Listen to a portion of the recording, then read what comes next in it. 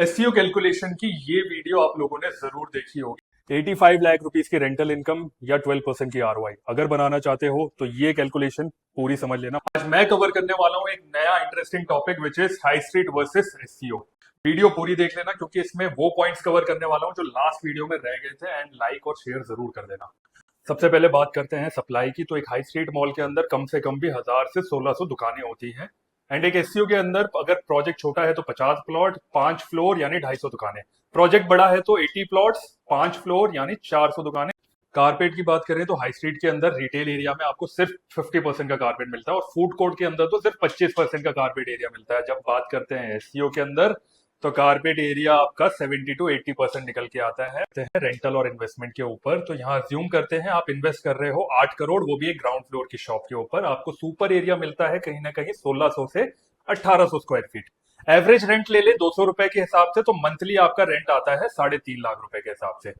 यहाँ एससीओ की बात करें तो यहीं पर आपने एक इन्वेस्टमेंट करी एससीओ प्लॉट में, वो भी 8 करोड़। कंस्ट्रक्शन रजिस्ट्री कॉस्ट सब कुछ इंक्लूडेड है। सुपर एरिया निकल के आता है 6000 स्क्वायर फीट, और एवरेज रेंट अगर मैं 110 रुपए भी ले लूं तो भी मेरे को मंथली यहाँ पे 6.5 लाख रुपए मिलते हैं। लीजिंग राइट की, तो हाई स्ट्रीट के अंदर लीजिंग राइट तो डेवलपर के पास होता है, ना आप ऑफिस खोल सकते हो ना आप सेल्फ यूज कर सकते हो। वहीं आप एससीओ के अंदर कहीं ना कहीं लीजिंग राइट आपके पास होती है। ऊपर आप ऑफिस खोल सकते हो, नीचे रेस्टोरेंट एफएनबी बार खोल सकते हो, ग्राउंड फ्लोर पे रिटेल, अगर सेल्फ यूज करना चाहो तो अपनी दुकान भी खोल सकते हो।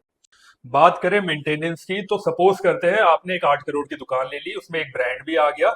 सपोज करो 2 साल बाद ब्रांड चला गया तो रेंटल इनकम आपकी होगी जीरो। अब जो मेंटेनेंस है वो आपके पॉकेट के ऊपर आएगी। वहीं एससीओ के अंदर अगर मैं बात करूं, मेरे पास एक एससीओ प्लॉट है जिसमें 5 फ्लोर है, 5 ब्रांड को चढ़े हुए हैं।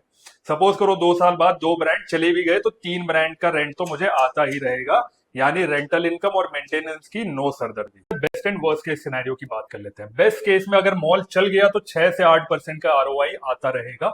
वर्स्ट केस में अगर मॉल नहीं चल पाया तो लीजिंग राइट डेवलपर के पास होने के बावजूद भी स्पा और ब्रोकर के ऑफिस खुल जाएंगे। वहीं एससीओ के अंदर अगर बेस्ट केस की बात करूं, चल गया तो 10 से 12% की आरओआई। वर्स्ट केस में अगर नहीं भी चल पाया तो 3 से 4% तो रेंट आता ही रहेगा ग्राउंड और फर्स्ट फ्लोर पे। Last but not the least, without a brand आपकी शॉप की वैल्यू है जीरो। एससीओ में you are owning a piece of land जो कि हमेशा अप्रिशिएट करेगा। अगर दोनों वीडियो देखने के बाद भी कैलकुलेशन आपको नहीं समझ आई तो वीडियो को फटाफट स्किप कर दो, बट अगर कैलकुलेशन समझ आ गई है तो कमेंट कर दो एससीओ और call on this number. We will connect over the call and discuss the financials.